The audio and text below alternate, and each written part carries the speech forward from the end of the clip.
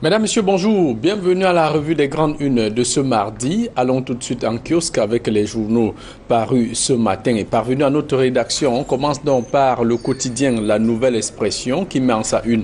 Assemblée nationale, le Social Democratic Front désavoue Joshua aussi.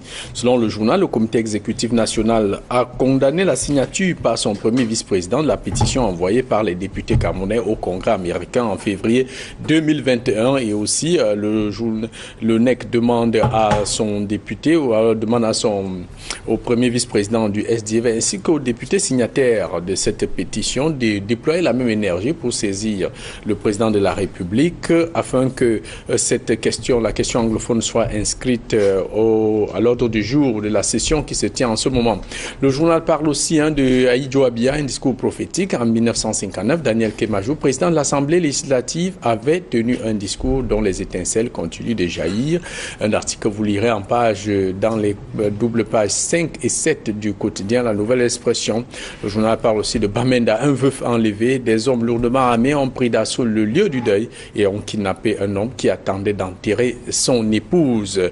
La scène se déroule dans la région du Nord-Ouest. Le journal parle aussi de fédéralisme et Kanga relance le débat. Lancé depuis quelques années, le débat sur le fédéralisme au Cameroun est revenu plus que d'actualité.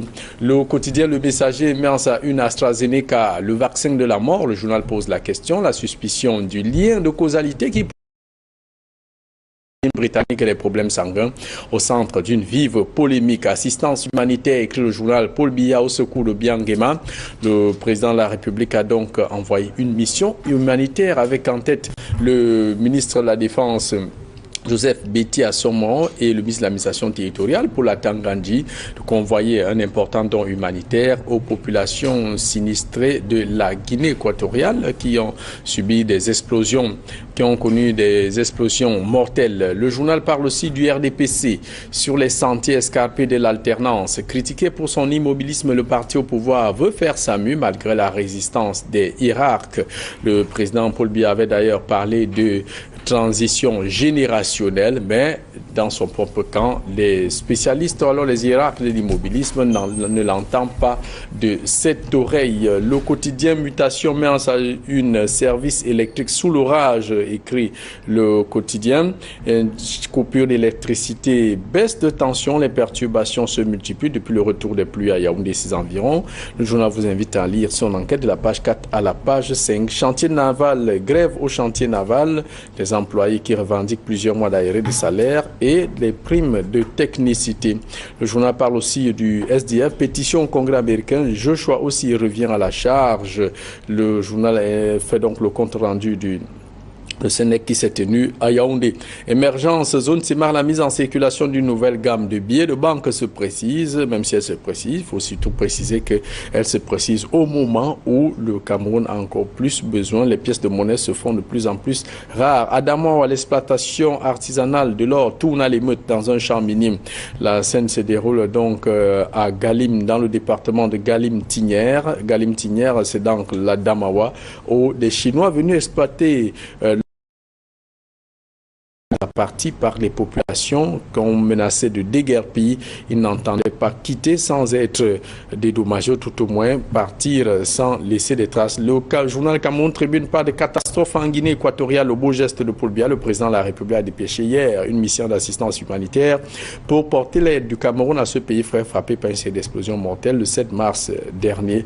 La mission est évidemment conduite par deux ministres camerounais pour la Tangandji de l'administration territoriale et Joseph Betty Assomo du ministère de la Défense. Quotidien L'économie, coopération, le Cameroun et le Royaume-Uni signent un accord de partenariat économique bilatéral.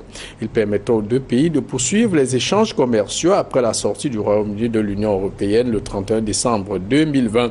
Le journal Tribune d'Afrique de Faustin Djikam parle de la 4e Assemblée générale de la Confédération africaine de football, le sacre de Sédou Momo Djoya, les lampions qui se sont éteints dans le 13 mars dernier à Rabat sur la 43e Assemblée générale.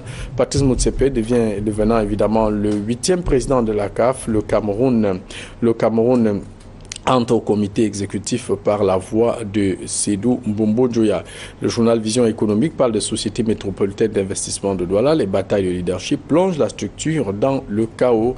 Roger Mbassadine, en tout cas l'ancien délégué du gouvernement, Tonet, qui ne lâche pas sa place à Roger Mbassadine, conformément au texte, au statut de la SMID. Le journal Kalara parle d'enquête. Comment 274 lingots d'or ont disparu entre la police et la justice. 218 kg de minerais d'une valeur de 5 milliards de francs CFA saisis entre les mains de deux hommes d'affaires canadiens. Martin Bargangele, délégué général à la Sûreté nationale, le ministre Dodondoke des Mines et du Développement technologique. Dans le scandale, écrit le journal, une parodie de procès organisé pour masquer l'arnaque. De même que le journal parle du policier qui a organisé le viol des lycéens, qui est donc aux arrêts. Voilà pour ce qui est du journal Kalara. Place à présent avec nos invités du mardi. Camille Les Bonchot, bienvenue à la revue des grandes unes, évidemment avec notre rituel, l'actualité qui vous a marqué. Jean-Paul Chouniat, bonjour. Bonjour. Donald Brice Kamgan, bonjour téléspectateurs d'Equinox Télévision, un bonjour spécial à mes amis du Tchad. Je pense notamment au président Albert Padaké, Albert Paimi Padaké, président du RNDT Le Réveil, qui est candidat à l'élection présidentielle. Je pense à mon ami Ibrahim Mohamed Koulamala, ancien candidat à l'élection présidentielle en 2006, mais président du mouvement socialiste africain rénové, et bien entendu à M. Amatassid Kazali, ancien ministre de l'Éducation nationale, mais qui aujourd'hui est directeur de la CNPS. L'actualité qui m'a marqué, il y a tellement d'actualités, mais celle qui m'a marqué, c'est votre coup de gueule de ce matin, avec ce que vous avez vu et vécu sur les routes de l'Ouest, avec ces contrôles inopinés qui sont perpétrés par des agents en chasuble, mais qui en ont de l'argent. Je dois dire que vous m'avez sérieusement secoué dans mon réveil le matin, et moi je pense que quelque part vous avez été traumatisé par cela. Bon, peut-être pas traumatisé, mais j'étais un peu très embêté de voir que des civils qui n'ont aucun mandat, qui interpellent des usagers et se mettent à contrôler le dossier de véhicule comme si c'était la prévention routière se limitait à cela. Ils n'ont aucun matériel qui leur permet de savoir si les gens sont en train de rouler. Encore moins même demander même aux usagers de ralentir. On n'a pas vu ça. Donc c'est ce qui a un peu attiré mon attention. C'est ce qui explique la décision du ministre Ndale Pipeye, non seulement de descendre lui-même sur le terrain, mais de donner des instructions, de nouvelles instructions, avec surtout l'injonction aux chauffeurs de taxi, aux usagers de ne donner de l'argent à personne et de leur prescrire comment ça se passe et de ne pas se laisser intimider par des gens en chasuble. Oui, il a décrit d'ailleurs un certain nombre de mesures, des questions à poser à ces agents qui se présenteraient comme la prévention routière. Donald Brice Kamgan, bonjour et bienvenue à la revue des grandes unes. Bonjour Jean-Paul Chouniat, bonjour à Camille, bonjour à nos téléspectateurs. L'actualité qui m'a marqué, c'est un fait historique qu'a rappelé hier, et je salue ce matin cette trouvaille plutôt, j'allais dire, patriotique. Vous verrez que le mot patriotique reviendra beaucoup dans mon propos, de nos confrères de la Nouvelle Expression qui rappellent à intervalles de temps réguliers la pensée d'un certain nombre de figures de notre histoire politique qu'on n'a pas souvent mis en avant. Hier, nous étions le 15 mars 2021, c'était le 91e anniversaire de l'assassinat de Castor Ossien Diafana. C'est une figure historique, c'est patriotique de l'histoire du Cameroun. C'est passé inaperçu. Je rappelle que la loi de 91 sur la réhabilitation de certaines figures de l'histoire du Cameroun ne cite pas, voilà, comme héros nationaux, ne cite pas Castor Ossien Diafana. C'est une aberration. Dans cette loi-là, il y a 4 figures qui sont citées et Amadou Aïdou est cité en premier, ce qui peut quand même être un fait curieux et susciter la controverse lorsqu'on connaît le rôle historique de l'ancien chef d'État. C'était une parenthèse.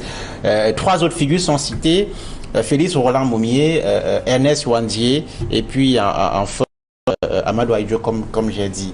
Alors Castor Ossien Diafana n'est pas cité, alors qu'on sait qu'en 66, le 15 mars 66, il est assassiné à Mouloundou, dans la région de l'Est, dans le département de la Boumba et Togo. Pas seulement assassiné, sa tête est retranchée, il est décapité Et à la demande du président de l'époque, il a demandé qu'on lui ramène la tête de Hossein Fana dans un hélicoptère dans les minutes qui suivent. Il n'est pas cité comme figure patriotique. Et plutôt le bourreau est cité comme figure historique. Bon, en tout cas, c'est tout dire. Non, je voulais dire un mot. Je voulais dire un mot. C'est l'histoire. Oui, c'est l'histoire, mais seulement cette histoire ne doit pas être comptée comme une histoire, comme des légendes. Monsieur Castro Hossein Fana, qui était un nationaliste, qui a décidé de venir à l'assaut de l'armée du Cameroun. Ils étaient 3 ou 4. Avec le commandant Kissamba. Avec 3 ou 4 fusils. Avec 3 ou 4. Ils avaient face à l'armée coloniale française qui les a tués. Parce que assassiner, quand des militaires tuent quelqu'un qui est venu contre les institutions, je ne sais pas si on peut appeler ça assassinat, mais seulement ce que je n'apprécie pas. Il est mort dans la bataille, si on peut dire. Il est mort sur le champ de guerre. Mais ce que je n'apprécie pas beaucoup, c'est cette façon de réduire l'image d'Amadou Ahidjo. Parce que quand Donald Brice Kamgan, qui n'était pas né à cette époque, qui ne peut pas comprendre le contexte de l'accès de l'indépendance, la cession de Cameroun à l'indépendance, estime qu'Ahidjo ne doit pas être considéré comme une grande figure de l'histoire que c'est un bourreau. Je ne sais pas si c'est Ahidjo connaissait même, avait même déjà entendu parler de Hossein Fana. Et je ne sais pas la jouissance qu'il pouvait avoir de voir sa tête venir de l'Est. Il y a énormément de légendes qui ont été colportées. Moi, je pense qu'il faut qu'on arrête un peu de véhiculer ce genre de légendes qui vont entrer dans la tête des jeunes, mais en réalité, qui ne les instruisent pas sur la réalité factuelle, non seulement du contexte de ce moment-là, mais de l'histoire du Cameroun. Vraiment, il faut manipuler ce genre de choses avec beaucoup de pincettes. Quelle est la réalité comme un homme politique disait, comme un homme politique indiquait que Amadou Ahidjo a 2 visages. Le visage d'un patriote qu'il a été pour la construction, un grand bâtisseur du Cameroun, mais un autre visage où il avait contribué aussi à éliminer. Et c'est cette controverse qu'on ne peut. Mais il faut relever les 2 aspects. Voilà. Il faut relever. Bon, entrons dans le principal sujet de cette édition de la Revue des Grandes Unes. Assemblée nationale, le Social Democratic Front désavoue Joshua aussi. Camille Nélé, ce NEC s'est tenu à Yaoundé, au domicile du chairman du SDF, en sa présence, il faut le préciser. Et le SDF, qui désavoue Joshua aussi, estime qu'il ne devrait pas signer. Vous, quelle lecture faites de cette actualité alors ou alors le premier vice-président du SDF va s'exécuter comme le demande le parti? Je fais une lecture froide. Et je fais une lecture intelligible. C'est-à-dire qu'il ne faudrait pas qu'on continue à enfoncer les Camerounais dans une sorte de populisme qui ne les édifie pas, qui ne les éduque pas. Que reproche-t-on à Joshua aussi? Joshua aussi député de la nation, investi par le SDF, mais élu par pas seulement par les militants du SDF, mais par les populations camerounaises et à l'Assemblée nationale. Mais il se fait qu'il y a des parlementaires américains au Congrès américain qui envoient des rapports faux et biaisés sur la crise du Nozo, qui culpabilisent plutôt l'armée et qui disent plutôt que ceux qui sont en train de tuer les populations, ce sont des héros et l'armée, c'est des bourreaux. Alors, si des députés estiment que eux, ils ont leur rôle aussi, c'est d'éclairer d'autres élus américains, de leur dire que non, c'est pas comme ça que ça se passe. Si vous voulez venir vous informer, on peut vous dire que ces gens aujourd'hui, que l'on présente comme des ambassadeurs, c'est beaucoup plus des assassins et des bandes de criminels que des combattants nobles. Et que la majorité des personnes qui financent cette guerre civile-là sont aux États-Unis et qu'il faudrait vraiment penser à ouvrir des hostilités contre eux. Maintenant, on estime que, parce que Joshua aussi a joué à sa signature, à celle d'autres députés de l'Assemblée nationale du Cameroun, on estime que ce sont des députés du RDPC. Non, ce sont des députés de la nation. Mais comment comprendre dans cette posture du SDF, plus haut niveau d'ailleurs? Je vais plus loin. Là où cette décision est incompréhensible, c'est qu'on demande, c'est même infantile à la limite, on demande à Joshua aussi de retirer sa signature, d'écrire au Congrès et de dire que lui n'est pas là-dedans. Moi, je pense que c'est enfantin. Et c'est lui enlever toute responsabilité. Un député est responsable de ses actes devant la nation et devant ceux qui l'ont élu, pas forcément devant son parti. Et de deux. Aujourd'hui, quand on regarde le rapport, ce fameux rapport de Human Rights Watch, qui passe son temps à culpabiliser les militaires, à dire que les militaires, c'est les militaires qui sont les tueurs, et à estimer que les assassins, les bandes armées qui tuent les populations et les enfants sont des victimes. Aujourd'hui, il y a une sortie de Human Rights Watch. C'est de celle que je veux parler. Human Rights Watch sort un communiqué dans lequel cette dame dit que non, en réalité, ce qui se passe aujourd'hui, c'est beaucoup plus des groupuscules armés, de brigands, d'assassins, de criminels qui tuent des femmes et des enfants. Et moi, je dis, après ça, je n'ai pas vu beaucoup de journaux qui ont mis ce grand titre à la une. Parce que les autres, dans beaucoup de journaux, vous lisez Human Rights Watch accable la main. Le rapport accablant de Human Rights Watch. Cette fois-ci, on n'a pas dit le rapport accablant de Human Rights Watch contre les ambassadeurs. Donc, moi, ce que j'ai du mal à comprendre, c'est que ce NEC que beaucoup de personnes attendaient, c'était un NEC qui était là en réalité pour non seulement permettre au SDF de mieux se regarder, de peut-être mieux se reconstruire depuis la décision historique rendue publique par John Fouti de ne plus participer personnellement à une élection dans ce pays, mais de voir comment vont se passer les choses. Mais si au sortir de là, tout ce qu'on peut sortir, c'est de dire je sois aussi député de la nation, de se dédire et de dire au Congrès américain que ce que j'ai dit est faux, alors que Human Rights Watch, que ces congressistes américains prennent pour référence viennent de dire que non, ces gars-là sont des criminels. Moi, je ne sais pas. Nous ne sommes pas dans une cour de récréation. Comment comprenez-vous donc, on sait que la dernière parole généralement revient au chairman. Le chairman a-t-il lâché son premier vice-président, qui est d'ailleurs présenté comme quelqu'un qui lui est très proche, dont on dit même souvent influencer le chairman? Si on peut se poser cette question, on peut aussi se demander si le chairman lui-même n'est pas noyé par les populistes qui estiment que le rôle du SDF devrait être de dire que rien ne marche au Cameroun, tout va mal, et que vraiment tous ceux qui ne disent pas cela sont contraires à l'idéologie du SDF.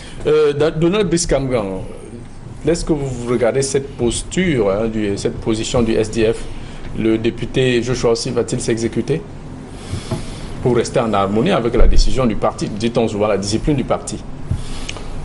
Au plan pratique, au plan opérationnel, l'exécution de cette résolution peut poser quelques difficultés.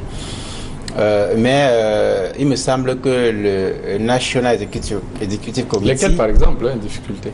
Au plan opérationnel, retirer sa signature dans une pétition qui a été envoyée peut être difficile.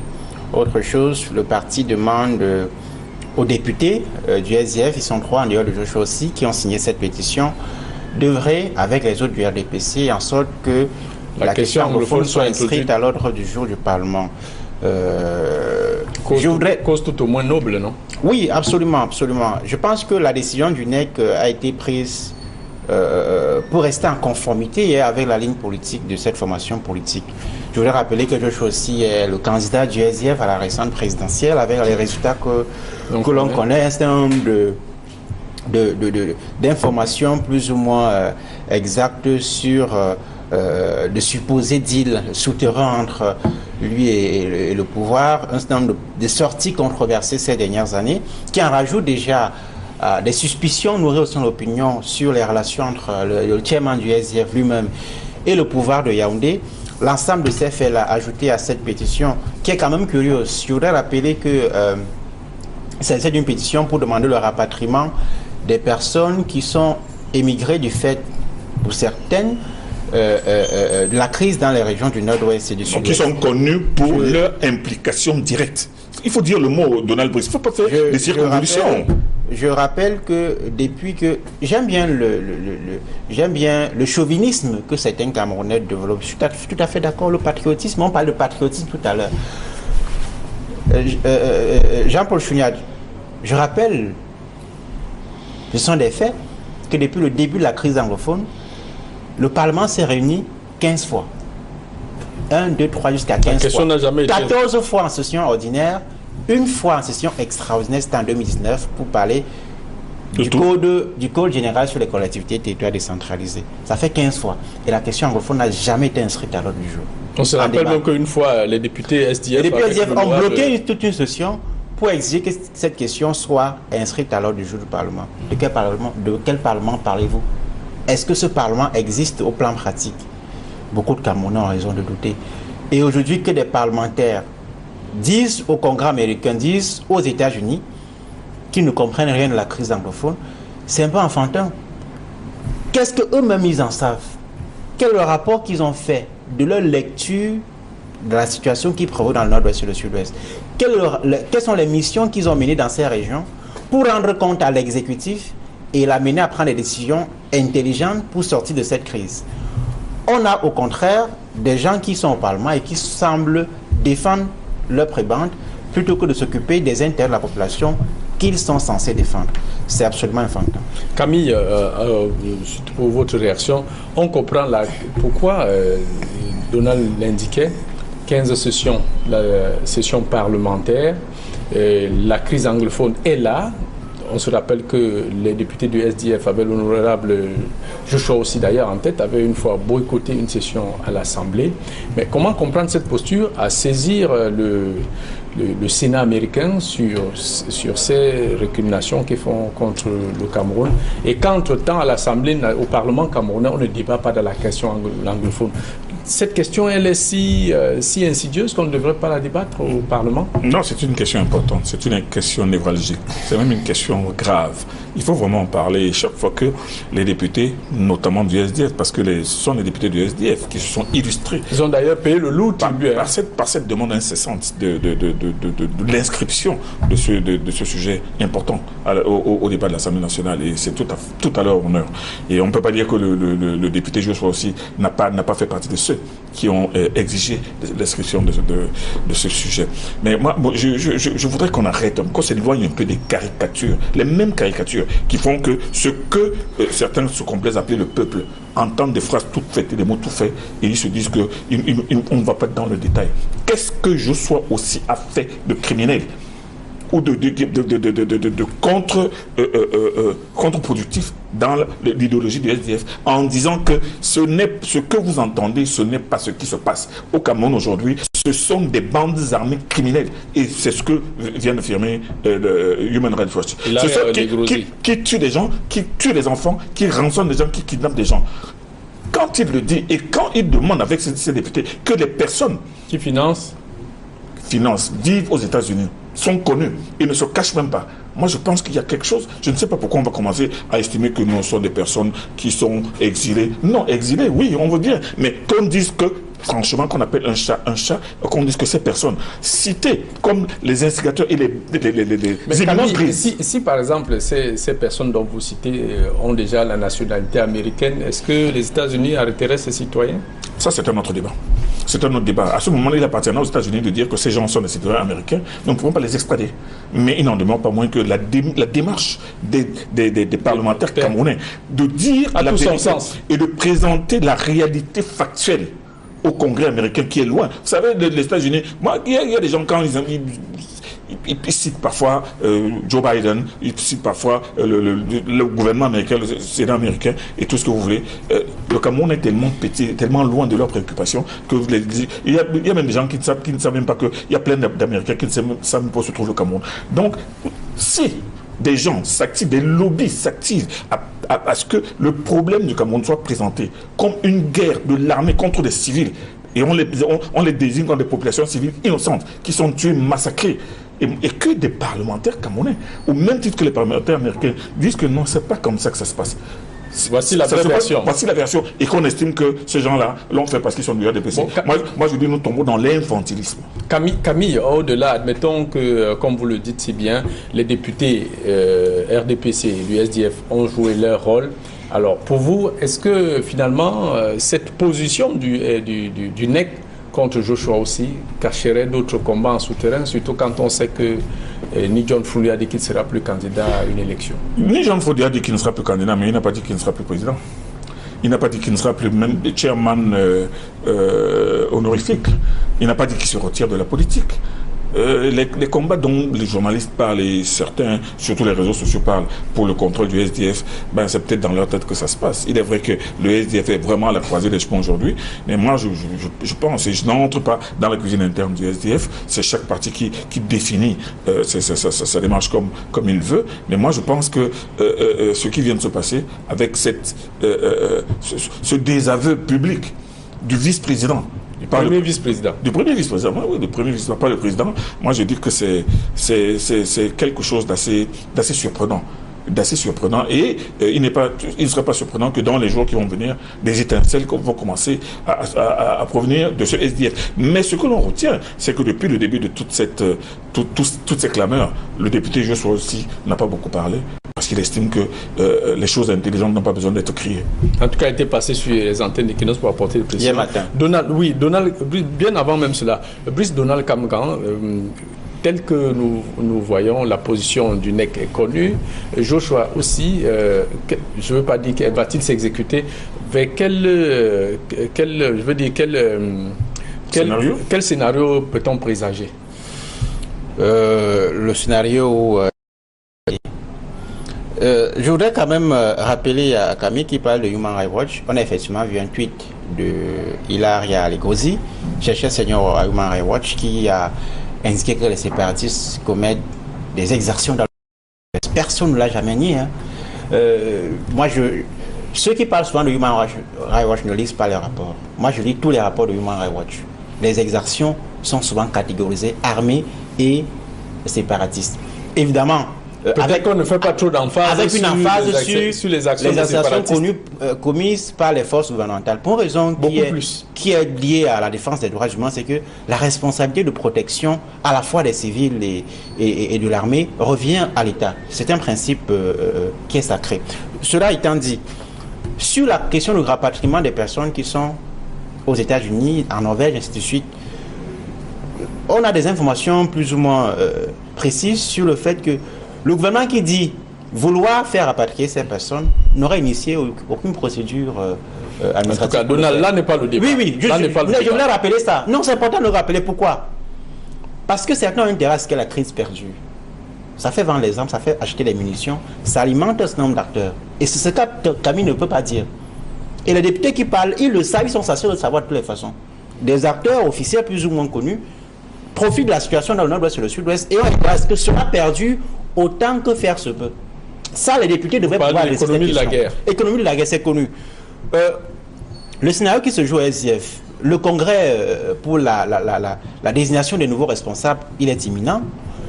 Le jeu aussi dont il est question incarne ce qu'on pourrait appeler l'aile modérée de quand diront l'aile complaisant du SIF. Il y a Jean-Michel qui a clairement affiché ses intentions de remplacer le chairman du SIF, qui incarne l'aile radicale du SIF, qui pense qu'il faut revenir au SIF de 1990. Mais sinon, pourquoi cette bataille? Je ne vais pas parler de bataille, hein, cette question de pétition, pourquoi ça se résume beaucoup plus entre Nietzsche et Joshua aussi? Parce que ce sont les principales têtes de la formation politique en ce moment, et parce que la succession est dans les couloirs, ça se dispute, et parce que John Frondi est fatigué, il ne peut plus. Même la présidence, à titre, donc il faut faire de tout bois alors. Il va rester en coulisses, rester peut-être un conseiller président honorifique du SIF, mais je pense que la tête du parti va revenir soit à Joshua aussi, soit à Jean-Michel Nietzsche. Ce sont les deux qui sont en compétition, et c'est normal que sur les débats. Que ce sont les deux seuls? Sur les débats. Il y a d'autres qui sont pas encore signalés. Ce sont les principales têtes qui sont en compétition. Et je pense que les débats antennes au sein du parti, sur lesquels... En tout cas, on verra bien. Absolument. On verra bien. Camille Nélé, parlons de cette affaire. En une du journal Kalara, Lingot d'or est disparu entre la police et la justice. Deux hommes d'affaires canadiens qui ont été pris en possession d'un peu plus de 218 kg d'or pour une valeur de près de 5 milliards de francs CFA. Comment expliquer que aussitôt interpellé et puis le pactole disparaît? Il faut d'abord commencer par appeler les choses par leur nom. Ces hommes, ceux que vous appelez des hommes d'affaires qui se retrouvent avec des centaines de kilos de lingots d'or, ce sont des trafiquants d'or. Des trafiquants d'or. Parce que l'or, c'est pas comme ça qu'il s'achète. C'est pas comme ça qu'il est véhiculé. Si cet or avait été acheté de manière normale, il aurait été estampillé, il ne serait passé par des circuits normaux, personne n'aurait pu mettre la main dessus. Alors, les éléments de force de l'ordre ont mis la main sur ce trafic, les ont arrêtés. Et c'est là que les choses tournent au vinaigre. Nous nous retrouvons dans le sempiternel problème de la disparition des CD. Vous savez, c'est un problème qui est vieux, comme la corruption des milieux de la justice, où on saisit quelque chose, entre le moment de la saisie, au niveau de l'enquête préliminaire ou de l'instruction, et le moment où l'affaire passe à la barre, le CD a disparu. Qui a fait disparaître? Je vous assure que vous ne pouvez pas imaginer à quel point ça fait du mal, non seulement à l'enquête, même à la procédure elle-même, mais aux suites. Moi, je me souviens d'une histoire assez rocambolesque dans les années, à la fin des années 87, où on avait arrêté 3 braqueurs, qui avaient d'ailleurs les 3 premiers braqueurs, les 3 premiers Camerounais qui avaient fait un braquage dans une banque. Ils avaient fait ce braquage avec un pistolet. pistolet Mac 50, un petit pistolet d'ordonnance, vieux d'ailleurs. Et ce pistolet avait été saisi et mis dans les CD au niveau de la justice. Et à la barre, on a demandé où est le pistolet. Parce que l'avocat des victimes, ayant été informé que le pistolet m'a disparu, où est le pistolet? On n'a pas retrouvé le pistolet. Et pourtant, la reconstitution avait été faite. Mais pas avec ce pistolet, mais avec un pistolet ordinaire. Un Browning. Alors, ça a été suffisant pour annuler la procédure parce qu'on demande l'arme du crime. Ouais, c'est un crime. Alors on se retrouve donc dans ce cas. Ce cas est un cas assez expressif de la réalité de la protection des scellés dans nos tribunaux. Où est passé cet or? Évidemment, aujourd'hui, les gens sont en train de se gratter la tête et le menton.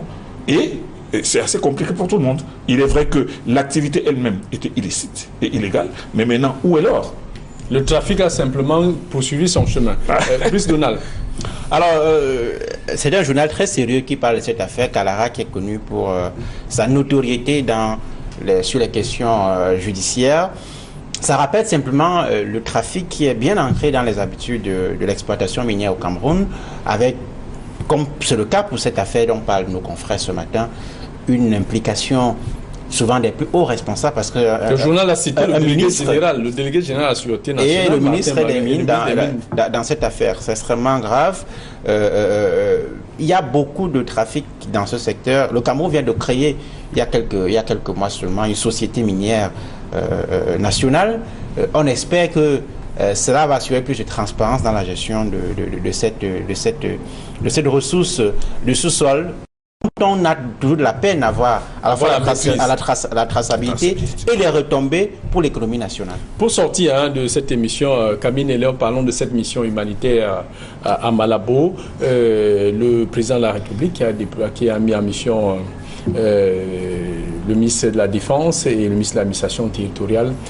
Comment comprendre ce geste alors que régulièrement la Guinée équatoriale ne cesse de se montrer de plus en plus arrogante face au Cameroun? Alors, vous savez, les petites susceptibilités entre chefs d'État, entre populations et même entre populations sont parfois assez difficiles à gérer. Mais on peut dire que ce qu'il faut retenir, c'est le grand geste de Paul Biya. Parce qu'au moment où... Comme l'a titré Cameroun Tribune. Au moment où ce drame est survenu, immédiatement, le gouvernement de Malabo a demandé l'assistance à la cantonade de l'assistance internationale.